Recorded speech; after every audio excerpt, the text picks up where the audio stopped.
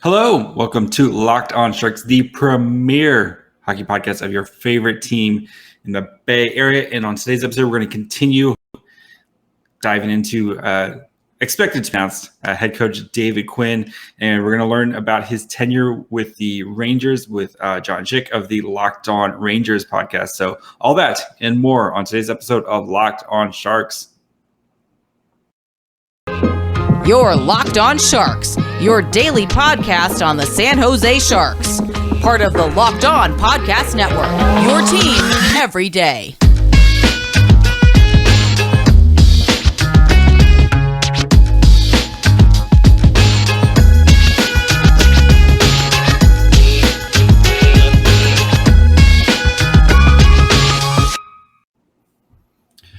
I'm JD Young, host of Locked On Sharks, contributor at San Jose Hockey Now and Fear the Fin. And of course, I want to thank you guys for making us your first listen. We're free and available wherever you get podcasts. And of course, today's episode is sponsored by BetOnline. BetOnline's got you covered this season more props, odds, and lines than before. BetOnline, where the game starts. But we have Jon Chick, who covers the Locked On Rangers, has been doing it for a little while. John, this is the first time we've done a crossover. We've both been with Locked On for a little while now, haven't we? Yeah, I believe it is, though. I mean, we were talking, just before we hit record here. I know at one time, there were 3 hosts for Locked On Sharks and down to 2, and now you're rolling solo there. So, you guys do a great job with your show, and I've always been kind of hoping we could link up, and now we actually have a reason to. The Sharks hiring David Quinn. Yeah, supposedly hired, and they still haven't announced it, even though it's like, yeah, everybody knows. But I liked on their press release, they're like, yeah, we're announcing our new coach on Tuesday, but we're not telling you who it is, even though everybody in the world knows. So we wanted to get you on because, of course, you've covered the Rangers for a while. You've seen the David Quinn era through and through. So let's start with kind of what the Rangers looked like before he got there and kind of his tenure. I know they were kind of a struggling team. He was brought in to be kind of help steer the rebuild, but what would you kind of describe his time in New York? Yeah, I mean, definitely something of a mixed bag. Obviously when he was hired, the letter had already gone out from, the Rangers upper management and talking about how, they basically just admitted they came clean about it. We're going to trade all your favorite players, all these guys you love, and we're going full-fledged tear-down rebuild. And, on one hand, it's an unfortunate time to be a Ranger fan because all your favorite players are leaving. But on the other, I think that kind of honesty is refreshing. And I'll be honest, like when they first hired David Quinn, my reaction was, who's David Quinn? Because he's not somebody that's really been in the NHL. I think he was an assistant coach for the Avalanche very briefly for like a portion of a season, like 10 or 12 years ago. But, they brought him in, obviously a strong track record in college hockey. And I can appreciate the fact that the Rangers, went with a little bit of a bold selection. I did a crossover a while back with Jay Forrester of Locked On Blue Jackets. And Jay made the point that, he feels it's almost like in the NHL, there's like 35 coaches that just kind of get recycled and just kind of move around the league. So, yeah. So when they hired Quinn, I was like, all right, well, it's a little bit of a bold hire, and it is a complete teardown rebuild. So he's going to be given some rope here. And, whatever they do the first season, he's going to survive that. There's no way he'll be one and done because it's a complete rebuild. And I think, he got these guys eventually, all pulling in the same direction. Toward the end of his second season there, they were one of the hottest teams in the league before everything was postponed due to COVID. And then the third season, I mean, we'll get into this stuff in greater detail later, but everything that could go wrong went wrong. And a lot of it wasn't really his fault. So again, a little bit of a mixed bag, and somebody that I think under his watch, the team really kind of came together, but I don't know that he was ever really that coach. Like, did I ever look at Quinn and think like, man, Stanley Cup champion coach? I'll be honest, I did not. Now he might prove me completely wrong, and we'll see what happens there. And this clip might resurface a couple of years from now if you guys are winning the cup. But yeah, I mean, if we're winning the cup, I am telling everybody and anybody who's ever doubted the Sharks ever, yes. But yeah, I mean, because like I on Friday's episode, I dug into kind of the Rangers and kind of like their offensive rankings and stuff like that, and like the season before. They got shut down. They were like 5th in scoring. Their defense was okay, but like the power play was good. They were getting decent, amount of shots on goal. So like, it seemed like things were kind of coming together for them. And then, like you said, everything that went wrong could go wrong in the 20 and, the weird bubble season that he didn't survive. So do you think maybe so what went wrong in that last season, in the bubble season? Yeah, I mean, there was a lot. I mean, to begin with, you had the Tony DeAngelo situation that happened only like 5 or 6 games into the year, and he's getting into a fight with his own goalie, and the Rangers are putting him on waivers, and he never comes back to the team. So you had that. Quinn and the rest of his coaching staff actually got COVID and had to miss 6 games. So, I mean, that's completely out of his hands. There's nothing he could do there. Especially when you've only played 56 games. Yeah, that's like an eighth of your schedule right there. Yeah. It's crazy. Yeah. Yep. So they had this like makeshift coaching staff. The AHL coach, Drury, was like an assistant coach during that time. But yeah, that happened. You had that weird thing with Artemi Panarin where that political hit piece was put out against him, so they were missing him for 3 weeks. Which, to your point, again, a greater percentage of your season than in other seasons. And then toward the end, you had everything that happened with Tom Wilson, and you had Jeff Gordon, the general manager. Yeah, you remember all that chaos? Yeah, I remember that now. Yeah. Yeah. So he was the coach for that. That turned out to be about his 5th to last game ever. But after that, Jeff Gordon was fired in the immediate aftermath of that. He was the general manager. John Davidson, the team president, was fired. And at that point, they let Quinn finish the season, but the writing was on the wall. I just didn't think he was going to be back. And again, I do think he did some good things and got this team pointed in the right direction. You mentioned the power play not too long ago, but defensively, they were kind of a mess under Quinn. And, part of that is the inexperience and the youth. They were all kind of figuring it out and all getting used to playing with each other, I'm sure. But team anti-structure basically under David Quinn for a while there. All right. So what? All right. So you described it like how he did some stuff well. What do you think is kind of his best asset, or like what do you think he brings to the table? Yeah, I think overall, he obviously had a lot of success in the college ranks, and I'm actually looking at your depth chart here. I mean, I stands to reason that the Sharks have a pretty young team, but I'm looking at this, and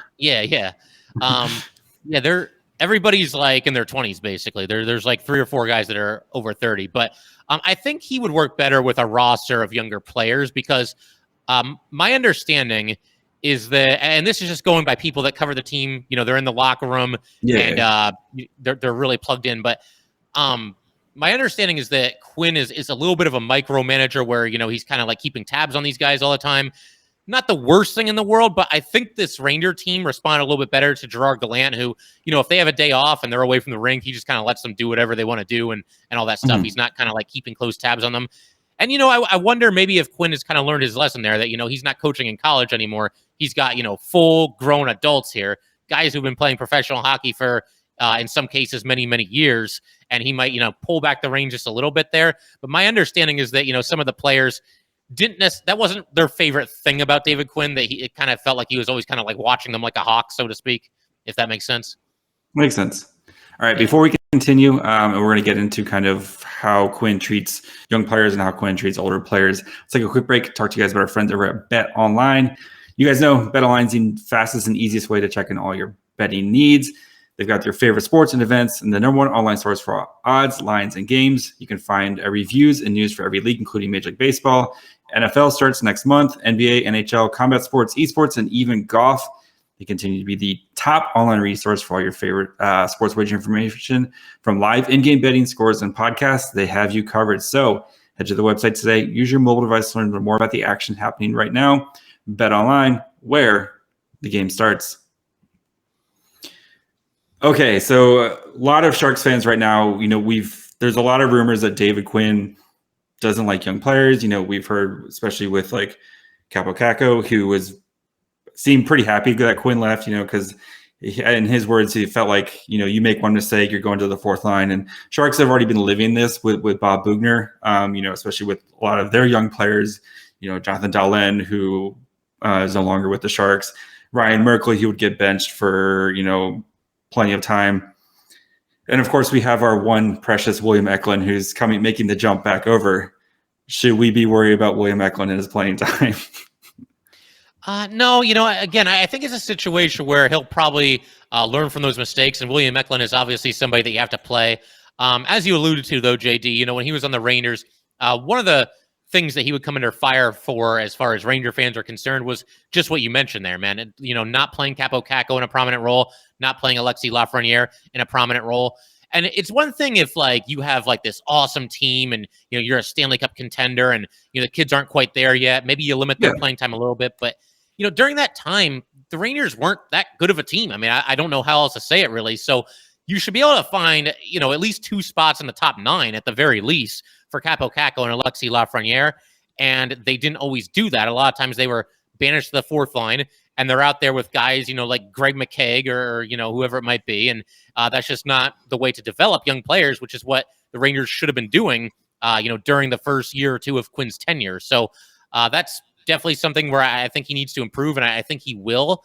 And then, you mentioned, the benchings or, the demotions to the 4th line. The thing that I didn't like there, it felt like he had his certain players that, it was kind of a double standard where the 2 that really come to mind are Ryan Strome and Pavel Buchnevich. If one of those 2 took a stupid penalty, looked asleep out there, just kind of had a sluggish shift, whatever it might be, they'd be benched and they wouldn't see the ice the rest of the game. And then somebody else would do something. There was a game I remember, Chris Kreider took just a really lazy hooking penalty in the neutral zone. And I was texting my parents because they're big Ranger fans too. And they're I texted them. I was like, dude, if Buchnevich did that, he'd be benched for 2 weeks. So it just shot into the sun. You're never seeing him again. Exactly. You're a healthy scratch. Make room for Greg McKegg here. But that just bothered me a little bit. It just felt like there was a little bit of a double standard and now maybe he's trying to push the right buttons with those young players, Buchnevich or Strome or whoever it might be. And he's trying to light a fire under them and trying to challenge them a little bit. I mean, that could have something to do with it. But by that same token, certain players would face his wrath a lot more than other players would, Wow, this sounds very familiar to Bob Bugner, because the same thing, Ryan Merkley make a bad pinch or something like that. And, he's trying to make a play. The Sharks would be down 4-0. There's one, I always remember, the Sharks down 4-0. Ryan Merkley's trying to make a pinch in, the offensive zone to try to keep the offense going. And of course, the puck kind of squirts past him and, which leads to a breakaway. And then we don't see Ryan Merkley for the rest of the game. And it's yep. You're down 4-0 right now. The dude's trying to make some offense. And then Brent Burns, who, God forbid Brent Burns, if, he does something terrible, makes the same play, he's back out there for the next shift. He's going to play 28 minutes a night type of thing. And yes, Brent Burns has definitely earned that, leeway where, being a former Norris winner, et cetera, et cetera. But yeah, that does feel very similar to what we've seen before with Sharks coaches. Yeah, actually, JD, I want to ask you real quick, man, because I'm sure Ranger fans will be interested in this because Quinn was very polarizing to say the very least. But I mean, how do Sharks fans in general feel about this, and how do you feel about this? And was there anybody you would have wanted more than David Quinn? Was there anybody you had your eye on or anything like that? I'm trying to be level-headed as possible because I know Sharks Twitter and stuff right now is absolutely on fire about this. They are not very happy, and I think especially too because, with Sharks fans the team is going through a rebuild without actually fully admit we're going through a rebuild. They're trying to play that game of let's see if we can kind of, thread the needle and have our old core. And then we have a bunch of young guys that we're really excited with, like Bordelot, and then you have Eklund, and then they have, the rest of their 2020 draft class who's going to be playing in the AHL this year. So we, Sharks fans in general, we wanted someone who can kind of help develop these guys. And the name that came out was Warsofsky, the coach of the Chicago Wolves, the AHL affiliate for the Carolina Hurricanes. And, he just won the Calder Cup there. We know with those AHL coaches, they're, how the AHLs, you're having stuff thrown at you all the time because guys getting pulled up, and he's developed a winning culture, and he's knows how to develop these young guys. And that's what I think a lot of fans were hoping for, was one of these kind of AHL coaches who've been able to develop and get guys ready for the NHL, and having somebody like that kind of, especially with like I said, when you have Eklund and you have Bordelot and Ozzy Weisblatt and Tristan Robbins and a bunch of these guys who are going to be starting to make their debuts here soon, having a coach who can kind of help these guys along is I think where Sharks fans were really at. And like I said, I'm trying to be level-headed with it and be okay, because we see this all the time with coaches, right? Where they go to their first job and it's hard to be a coach, and you're trying to do everything at once, and you get fired. I think a lot of times, like especially you get that year to kind of step back, reevaluate what you did and what you did well and what you didn't do well. And I think, I'm hoping that he learns from those mistakes. That's my hope, at least. Yeah, for sure. I mean, if it makes you feel any better, if it makes Sharks fans feel any better, you look at the Rangers' current coach, it's Gerard Gallant. Things didn't really go all that great at his first job with Columbus, but everywhere he's been there since, he's won. I mean, I realize he kind of got a bad deal both in Florida as well as in Vegas, but yeah, I mean, sometimes you're just not quite ready, or you might not be aware of some of the things that you don't know, and sometimes it can click with a second opportunity. So we'll see. I'm definitely gonna be pulling for him. I mean, I didn't dislike David Quinn. It's just a situation where, once he was fired and Gerard Gallant was there, it was kind of like, oh yeah, we just upgraded, And so. I mean, whenever I'm excited for you guys to be, in 2 years to have him replaced by Pete DeBoer, because that seems to be the natural cycle of, Gerard Gallant getting replaced by Pete DeBoer. But then you'll go to the finals your first year, because that's what he does. So Pete DeBoer takes your team to the finals in his first year. So and then it goes south after that. Yeah. Oh, of course. I'm not promising anything after year one. So before we finish up, just want to let you guys know, of course, when you're done listening to this episode, make sure you guys go check out the Locked On NHL show. They've got you covered 5 days a week with everything going on, especially right now, the Matthew Tkachuk trade. I'm sure the Monday episode is going to be insane. Where were you Friday night when that sucker went down?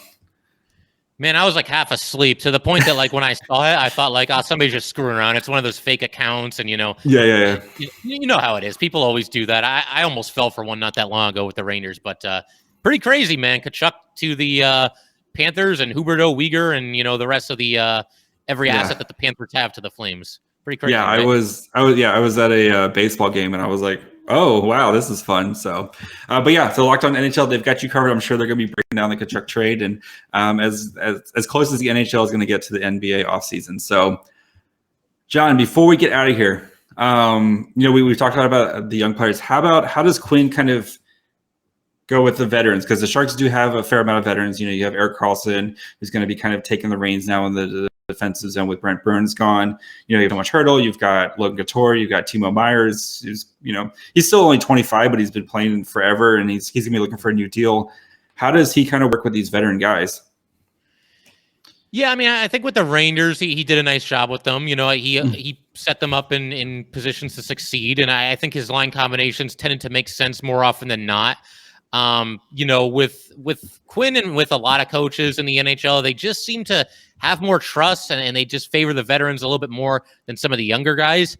I think that was kind of the case with David Quinn. Like I mentioned, there were times where, either Kako or Lafreniere were banished to the fourth line, which is something that you don't want to see. I mean, to be fair, Gerard Gallant didn't name a captain either, but they never named a captain under David Quinn. And I know some people kind of held that against him. I mean, for me, I think it's probably high time for the Rangers to finally name a captain. But by that same token, it's his decision. And he did kind of empower some of the veterans. If you look at the alternate captains under David Quinn, they were all the veterans. Like 6 alternate captains right now or something like that. Yeah. Yes, including our boy, Barclay Goodrow. Yeah. Well, I was joking, too, on my show. Like, imagine, if the Rangers actually win the Cup. Like, what? Alternate captain Chris Kreider come get the Stanley Cup. Yeah, all 6 of them go out there, right? Like an ant carry, like a bunch of ants carrying something. How funny would that be, right? But they just, for one reason or another, they just couldn't decide on a captain. But I think for the most part, he kind of empowered, guys like Panarin, guys like Zibanejad, guys like Kreider to kind of lead the room a little bit. I mean, he gave them the alternate captaincy at least, and again, he's just one of those coaches that seems to favor the veterans a little bit, and everything else being equal, he's going to give more minutes to the guys that have been there as opposed to some of the young kids. Makes sense. So earlier we talked about like how, we saw the offense improving for the Rangers and stuff like that. What do you think was his kind of the one thing he can hang his hat on during his tenure in with the Rangers? I think more than anything, it's the team chemistry that was established under his watch. And I don't know if that would have just happened no matter who the coach was. I mean, maybe these guys just kind of hit it off or whatever it might be. But yeah, I mean, they really kind of came together. And again, this team was kind of in chaos for a while.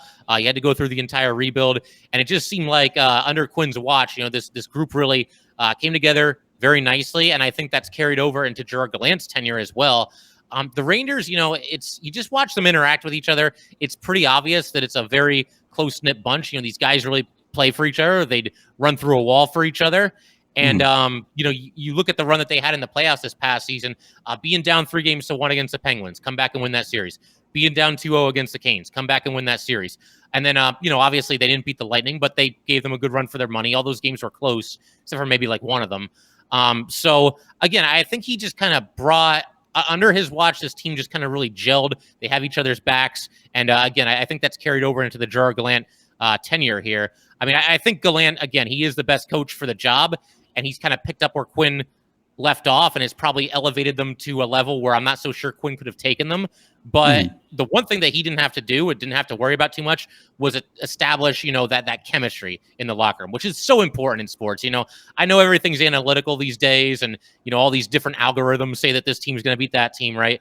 But man, like anybody that's played sports, man, I mean, it means everything. If you've got a team where everybody has that camaraderie, it's absolutely huge, and I think that happened under David Quinn's watch.